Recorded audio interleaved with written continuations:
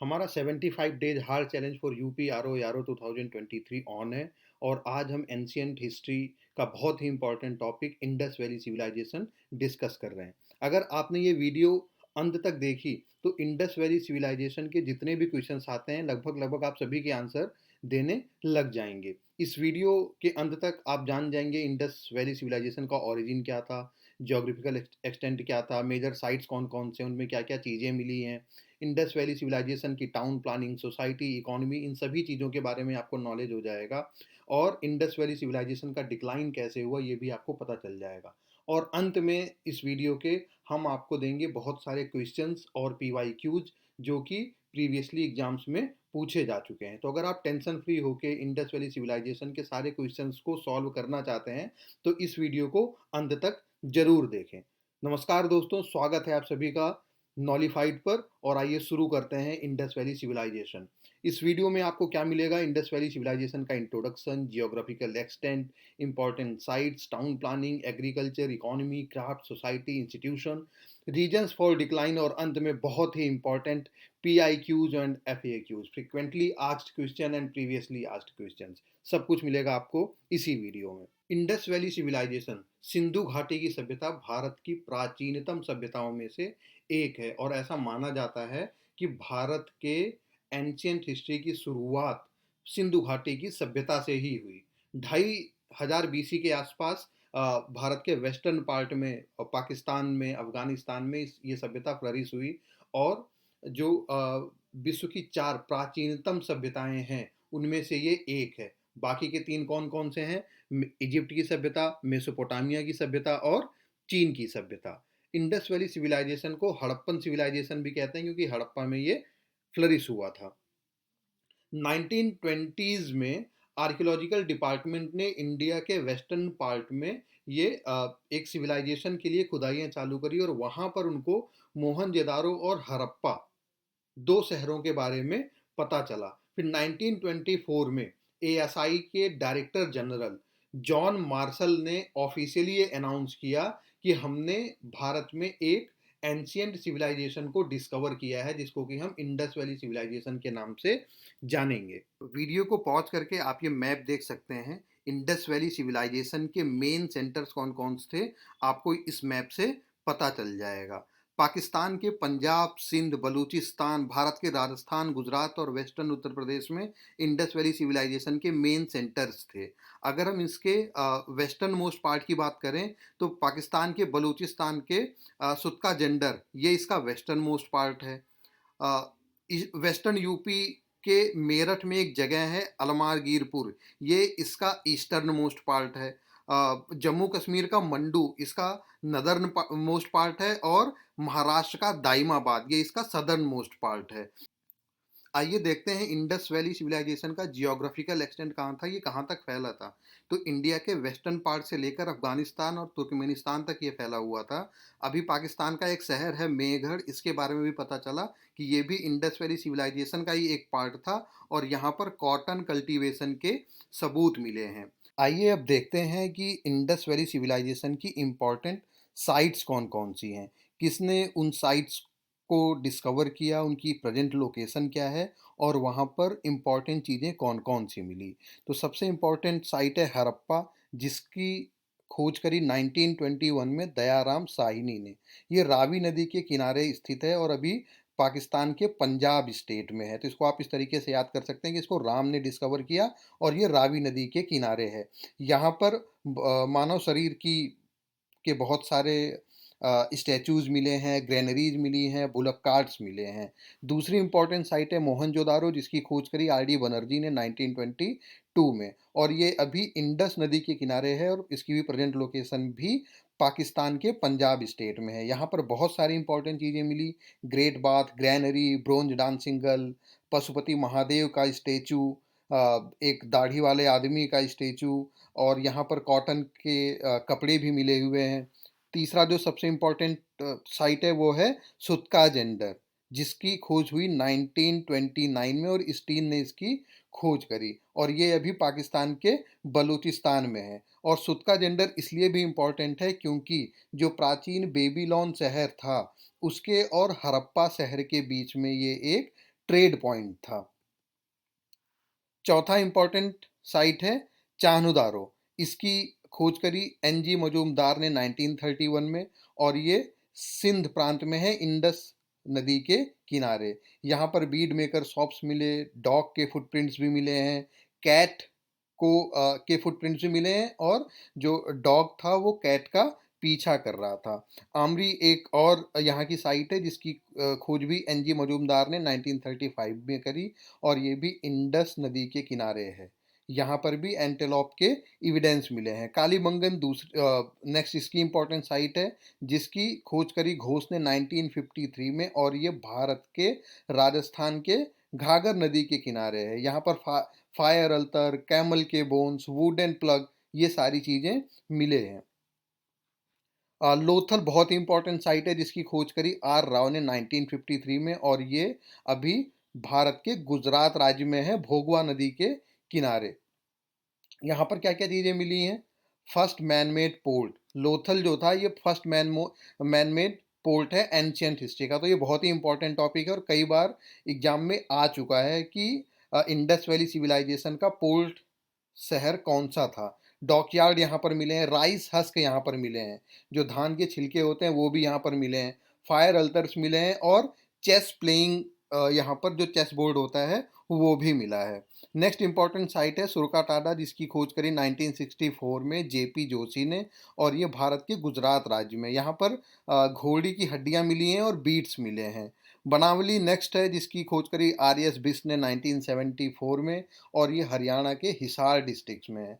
यहाँ पर बीट्स मिले, बारले के एविडेंस मिले हैं, और यहाँ पर प्री हरप्पन और हरप्पन, मैच्योर हरप्पन, दोनों जो सिविलाइजेशन थे उससे रिलेटेड कुछ कुछ चीज़ें मिली हुई हैं। नेक्स्ट साइट है धोलावीरा जिसकी खोज करी आर एस बिस्ट ने 1985 में, और ये भी गुजरात के रन ऑफ कच्छ में है। यहाँ पर वाटर हार्नेसिंग सिस्टम के सबूत मिले हैं और वाटर रिजर्वायर मिला है धोलावीरा में। तो ये सारे साइट्स और उसकी जो फाइंडिंग्स हैं ये बहुत इंपॉर्टेंट हैं, और अमूमन इंडस वैली सिविलाइजेशन से इन्हीं के बारे में पूछा जाता है। देखते हैं इंडस वैली सिविलाइजेशन के फेजेज कौन कौन से थे। तो इंडस वैली सिविलाइजेशन के 3 फेज थे। जो अर्ली हरप्पन फेज है, अर्ली इंडस वैली सिविलाइजेशन का फेज है, वो 3300 बीसी से 2600 बीसी में था। उसके बाद मैच्योर हरप्पन फेज आता है जो कि 2600 बीसी से 1900 बीसी तक था, और उसके बाद आता है लेट हरप्पन फेज जो कि 1900 बीसी से 1300 बीसी तक था। आइए देखते हैं कि इन फेजेज की खासियत क्या क्या थी। तो जो अर्ली हरप्पन फेज था उसको हम हाकरा फेज से रिलेटेड कर सकते हैं, और ये फ्लरिश हुआ घाघर और हाकरा रिवर की वैली में। इसको अगर हम कैरेक्टराइज करना चाहें तो इसको सेंट्रल अथॉरिटी यानी राजा वाला सिस्टम था यहाँ पर, और यहाँ पर अर्बनाइजेशन स्टार्ट हो गया था, ट्रेड नेटवर्क्स बनने चालू हो गए थे, ट्रेड पॉइंट्स चालू हो गए थे, और जो क्रॉप्स थी उसका कल्टीवेशन भी स्टार्ट हो गया था। अराउंड 2600 बीसी के आसपास जो इंडस वैली सिविलाइजेशन थी वो अपने मैच्योर फेज में पहुंची, और यहाँ पर जो शहर थे वो वेल डेवलप्ड हो चुके थे, ट्रेड नेटवर्क्स वेल डेवलप्ड हो चुके थे, पोर्ट्स वगैरह भी बनने चालू हो गए थे, बन चुके थे। अराउंड 1800 बीसी के आसपास इंडस वैली सिविलाइजेशन का डिक्लाइन स्टार्ट हुआ, लेकिन इसके जो पोस्ट इंडस वैली सिविलाइजेशंस थे उनके सबूत हमको 1900 बीसी तक मिलते हैं। आइए देखते हैं जो सबसे इंपॉर्टेंट चीज़ है इंडस वैली सिविलाइजेशन का, यानी कि उसकी town planning. Indus valley civilisation के टाउन प्लानिंग से बहुत सारे क्वेश्चंस पूछे जाते हैं क्योंकि इनकी टाउन प्लानिंग वेल इस्टेब्लिश्ड थी और बहुत ही अच्छी तरीके से इन लोगों ने अपने शहरों को प्लान किया हुआ था। तो इंडस वैली सिविलाइजेशन में अधिकतर शहर दो भागों में बटे हुए थे। एक भाग थोड़ा सा ऊंचा था जो कि शहर के वेस्ट में पड़ता था, और एक भाग थोड़ा सा नीचे था जो कि शहर के ईस्ट भाग में पड़ता था। तो जो वेस्टर्न पार्ट था वहाँ पर ऐसा माना जाता है कि जो शहर के अमीर लोग थे वो रहते थे, और ईस्टर्न पार्ट में जो उस समय के गरीब लोग थे वो रहते थे। इसको आप इस तरीके से याद कर सकते हैं कि आज भी वर्ल्ड में जो वेस्टर्न कंट्रीज हैं वो ज़्यादा अमीर हैं, वो डेवलप्ड हैं, और जो ईस्टर्न कंट्रीज हैं वो डेवलपिंग हैं, वो थोड़े से गरीब हैं। तो इस तरीके से आप इस चीज़ को याद कर सकते हैं। हड़प्पा और मोहनजोदारो दोनों जगहों पर सीटाडेल था, सीटाडेल यानी दुर्ग था। जो कि थोड़ी-सी ऊँचाई पे बना रहता था और वेस्टर्न पार्ट में रहता था और वहाँ पर रूलिंग क्लास ही रहती थी। लेकिन जो ईस्टर्न पार्ट वाला भाग था, वहाँ पर भी ईंट के पक्के बने हुए मकान रहते थे। जो ड्रेनेज सिस्टम थी, वो बहुत अच्छी थी। हर घर के बाहर नालियाँ निकलती थी, जो कि एक सेंट्रलाइज़्ड ड्रेनेज सिस्टम से मिलती थी। जो सड़क थे, जो स्ट्रीट्स थे, वो 90 डिग्री पे एक-दूसरे को इंटरसेक्ट करते थे, क्रॉस करते थे। हर शहर में बड़ी-बड़ी ग्रेनरीज़ बनती थी और जो घर थे वो बर्न्ड ब्रिक्स यानी पक्के ईंट के बने हुए थे। और ये बहुत ही ज़्यादा एडवांस टेक्नोलॉजी थी, क्योंकि उस टाइम पे जो दूसरी सिविलाइजेशन थी, जो दूसरी सभ्यताएँ थी, इजिप्ट की या मेसोपोटामिया की, वहाँ पर भी पक्के ईंट के बने हुए मकान नहीं पाए जाते थे। जैसा कि मैंने बताया, ड्रेनेज सिस्टम बहुत ही ज़्यादा इम्प्रेसिव था और लगभग सभी घरों में अलग से बाथरूम और कोर्टयार्ड बनाया जाता था। कालीबंगन में तो लगभग हर घर में कुएं मिले हैं और धोलावीरा और लोथल ये ऐसी साइट्स थी जो कि पूरे शहर को फोर्टिफाई किया गया था, पूरे शहर को किले के रूप में बनाया गया था और शहर के अंदर भी जो सेक्शंस थे वो अलग अलग दीवारों से बांट दिए जाते थे। तो town planning Indus valley civilisation की बहुत ज़्यादा इम्प्रेसिव थी। आइए देखते हैं कि एग्रीकल्चर कैसा था इंडस वैली सिविलाइजेशन में। तो यहाँ पर जो एग्रीकल्चर था वो मेन काम था। ये सारे शहर किसी ना किसी नदी के किनारे बसे हुए थे। तो गेहूँ, बार्ली, राई, पीस, सीसम, लेंटिल, दाल, इन सारी चीज़ों की खेती हुआ करती थी। चावल, धान के हस्क भी मिले हैं, उनके छिलके भी मिले हैं, लेकिन ऐसा माना जाता है कि उस समय चावल की खेती इतनी ज़्यादा अच्छी तरीके से नहीं होती थी। और इंडस वैली सिविलाइजेशन में सबसे पहले कॉटन का प्रोडक्शन स्टार्ट हुआ, तो कॉटन भी प्रोड्यूस किया जाता था। हालाँकि ये लोग खेती किस तरीके से करते थे इसके बारे में बहुत ज़्यादा एविडेंसेस तो हमको नहीं मिले हैं, लेकिन जो इनके सील्स हैं उन पे बैल और हल ये सारी चीज़ें मिली हैं, तो ऐसा लगता है कि ये लोग बैल और हल को यूज़ करते थे अपने एग्रीकल्चर प्रैक्टिसेज़ में। अच्छा, मोस्ट जो साइट्स हैं इंडस वैली सिविलाइजेशन की, वो सेमिड एरिड लैंड में है। तो दैट मीन्स कि यहाँ पर जो इरिगेशन था वो रिक्वायर्ड था। हालाँकि इंडिया में कहीं पर भी इनके जो नहर या कैनाल सिस्टम होती हैं, इसके एविडेंस नहीं मिले हैं। लेकिन अफ़गानिस्तान में एक इंडस वैली सिविलाइजेशन की लोकेशन है सोर्तुघई, यहाँ पर कैनाल के होने के सबूत मिले हैं। अच्छा, ये एग्रीकल्चर के साथ-साथ जानवरों को पालते भी थे। तो जो डोमेस्टिफिकेशन ऑफ एनिमल्स हैं, उनके एविडेंस भी यहाँ पर मिले हैं। हालाँकि इंडस वैली सिविलाइजेशन में घोड़े को पाला जाता था कि नहीं पाला जाता था, ये एक डाउटफुल चीज़ है। लेकिन ये बात श्योर है कि ये हॉर्स सेंटर्ड सिविलाइजेशन नहीं थी।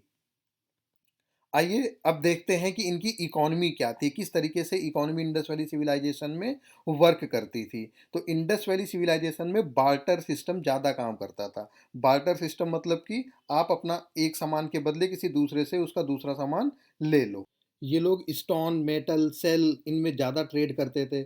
जैसा मैंने आपको बताया कि पोर्ट सिटी एक डेवलप्ड हो चुकी थी, पोर्ट सेंटर्स थे और ये लोग सेंट्रल एशिया के साथ भी ट्रेड रिलेशंस में थे और वहाँ के साथ भी ट्रेड करते थे। तो लॉन्ग डिस्टेंस ट्रेड भी ये लोग करते थे और ये रूलिंग क्लास के लिए एक प्रेस्टिजियस इश्यूज था कि वो बाहर के देशों के साथ कितना ट्रेड करते हैं। तो इकोनॉमी काफ़ी अच्छी और डेवलप्ड थी इंडस वैली सिविलाइजेशन में। इंडस वैली सिविलाइजेशन के क्राफ्ट्स के बारे में देखते हैं कि मेटल के और मिट्टी के ये लोग क्या-क्या सामान बनाते थे। तो इंडस वैली सिविलाइजेशन के लोग ब्रॉन्ज की मैन्युफैक्चरिंग बहुत अच्छे स्केल पे करते थे और ब्रॉन्ज के लिए ये लोग कॉपर राजस्थान के खेतरी कॉपर माइन से लेते थे और टिन ये लोग पॉसिबली अफगानिस्तान से मंगाते थे।